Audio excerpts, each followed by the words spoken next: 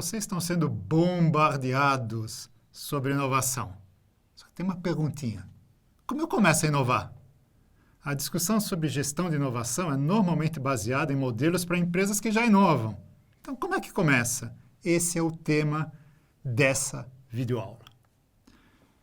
Nós podemos pensar em 4 tipos de empresa com relação à maturidade do sistema de gestão da inovação. Primeiro, as empresas nascentes de base tecnológica, são aquelas que estão começando, mas já com uma tecnologia mais avançada.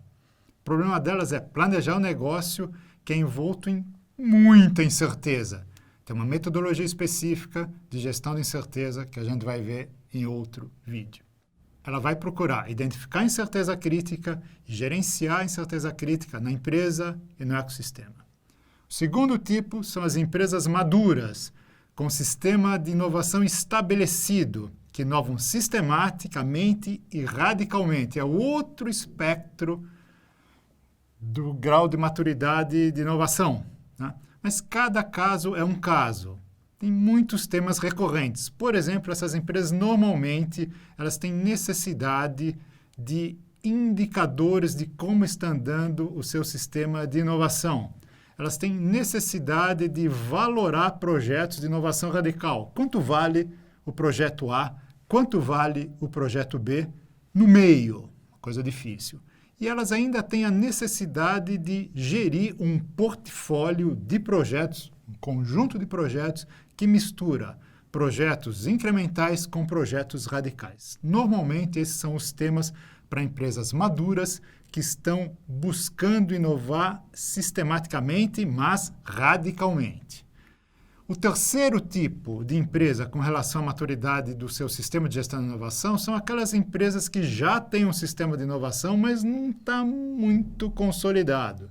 Então, se diagnostica qual o ponto fraco do processo e se atua em cima desse ponto fraco, porque não adianta atuar em cima do ponto forte, porque a corda vai arrebentar do lado mais fraco.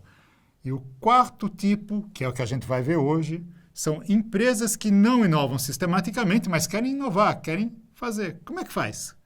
Como começa a inovar? Vamos lá, né? Então, algumas empresas de consultoria, por exemplo, sugerem que as empresas devem começar gerando ideias, campanha de sugestão, reunião, tempestade cerebral e assim vai. A questão é a seguinte, o que uma empresa faz com esse monte de ideias? Se ela não tiver um processo estruturado, ela não sabe tratar essas ideias. Ela não consegue selecionar, não consegue desenvolver essas ideias. Pior, começar assim pode ser muito mais difícil quando se for tentar pela segunda vez, porque o programa já cai em descrédito. Então, vamos aprender um pouco com os outros. Muitas empresas que hoje são grandes, são líderes de mercado, são símbolos de inovação, eles começaram copiando. Cópia inteligente, hein? Foi assim com empresas nos Estados Unidos no século XIX, que copiavam as inglesas. Nos anos 50, as japonesas copiavam as americanas. Nos anos 80, as coreanas copiavam americanas e japonesas. Nos anos 90, as chinesas copiavam todo mundo, né? Assim nasceram muitas das empresas que hoje são símbolos de inovação. Cópia não é ruim, é um grande instrumento de aprendizado. Melhor, pode ser um grande instrumento de aprendizado. Lembra da seleção de 70? Se vocês não viram ou viram, vocês já viram um filme, né? Um vídeo. Todo mundo quis copiar. Nem todo mundo conseguiu, mas aquilo era um modelo a seguir. Mas é preciso organização para copiar. É preciso copiar fazendo melhor do que a cópia. Senão fica igual. E por que eu vou comprar uma coisa que é igual? Eu compro o original. Então vamos lá. Como fazer uma cópia melhorada, melhorando um produto que a empresa já faz? Por exemplo, pega o melhor produto da concorrência. Analisa quais são as diferenças desse produto para o seu produto. Por que o outro produto é melhor? Como fazer ainda melhor do que o outro? Em funcionalidade, em praticidade, em design, em especificações úteis para que o produto seja melhor. E aí, faz-se uma análise. Se decide quais os pontos de melhoria que são viáveis, quais que dá para fazer dentro das competências da empresa, que ela consegue fazer, se esse esforço vale a pena, se não vai ficar muito caro, mas eu tenho esse ponto de partida. tem um segundo ponto de cópia melhorada, que é um produto que a empresa não faz, mas que pode ser um bom negócio. Então, dá para pegar bons produtos no mercado que possam gerar bons negócios. E o que a empresa pode fazer a partir das competências que ela tem? As competências atuais e as competências que a empresa pode desenvolver, pode contratar, pode adquirir. E aí eu vou buscar lançar um produto melhor do que o existente. Porque, novamente, lançar igual não vale a pena. Né? Por que alguém vai comprar um produto igual, prefere comprar o original de uma firma ou de uma marca mais conhecida? Ainda, eu vou ver os pontos fortes e fracos desse produto que eu vou querer disputar com ele. Eu vou ver com o usuário como o cliente usa o produto, como melhorar, facilitar ou ampliar o uso daquele produto. Tá? Novamente, que é uma regra geral, como fazer ainda melhor do que o outro? Funcionalidade, praticidade, design, melhorar especificações para que o produto seja mais útil. Novamente, análise. Consigo fazer? O esforço vale a pena? E aí, produzo, lanço e destaco as diferenças desse produto para aquele no qual eu me baseei, mas que hoje ficou para trás. Essa é a ideia da cópia melhorada. Vamos ver alguns exemplos. Embalagem. Dessa aqui é de mostarda. Né? Então, qual que é a ideia? Eu vou explodir o produto nas suas partes. Eu tenho esse corpo aqui amarelo, né? Tenho essa parte aqui que é rosqueada e tenho essa tampa. Então, o consumidor, para usar a mostarda, ele vai ter que tirar a tampa, conseguir. Aí, tá vendo? Aqui, ó. Tá fechado. Eu vou precisar pegar uma faca, uma tesoura ou dente para arrancar isso, para finalmente conseguir usar a mostarda, que eu vou usar assim. E aí, eu posso perder a tampa. Cadê a tampa? Ah, tá aqui. Bom, depois de um tempo, eu vou gastando essa mostarda, aí fica um pouquinho aqui embaixo. Né? Aí, eu vou ter que fazer assim, para a mostarda sair. É difícil tirar o conteúdo daqui de dentro. Quanto mais vazia, mais difícil tirar o que tem aqui dentro.